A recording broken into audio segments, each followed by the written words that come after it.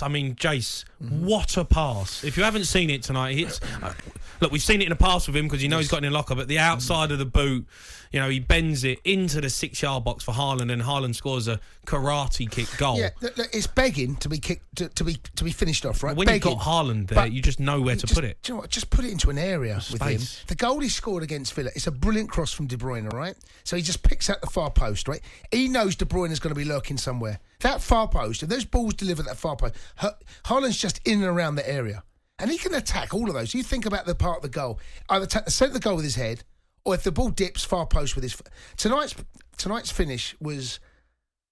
It's just outrageous. You can't teach that. No. So there is no manual. There's no coach, right, that says, right, here's what I'm going to do. We're going to put balls in that far post, and I want you to go with the wrong foot, because really you want to take it with the other foot, let the ball come across your head it. Right, or head it. What we're going to do, you can't teach, you can't coach that. No. There's no a practice drill that any player has ever done. Here's what we're going to try and do. It's off the cuff. It's instinct. It's brilliant. It's natural ability, that's for sure. Let's go to Lee, who's a Man City fan. Lee, good evening. Evening, chaps. You all right? Yeah, good, Lee. What did you make of it tonight?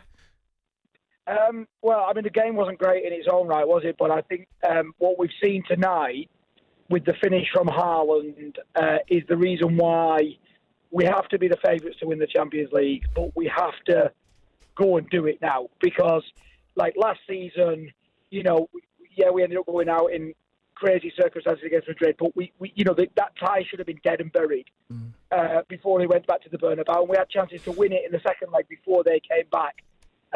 With somebody like Haaland in the team, there's no two ways about it. We're in that final.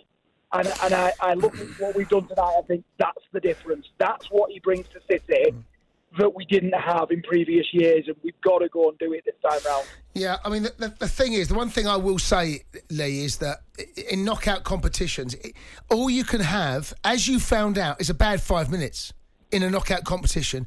You saw what happened against Real. Man City, there's no way you should have got beat by Real, right? You had in fact, it wasn't even bad 5 minutes, it was like a bad 3 minutes. Yeah. And that, in a knockout competition against the very, very best, that's all it takes. But I take your point. When you got Haaland in there, that bad 3 minutes might be for the opposition, and that's where Haaland turns up and scores 2 goals in 3. So you've got it in the locker. It's now a case of just making sure you take care of the minute details. There's no way you should have got to the final last year, right? Whether Haaland's in that team or not, you should have got to the final, but you didn't. It's about taking those chances when they come, and we saw tonight. It's not even a chance. It's a third of a chance at best. Lee, what about Jack Grealish? I am starting to get concerned. I've been a big fan of Jack Grealish. You know, backed him all last season. I thought, you know, this season is a season he comes good.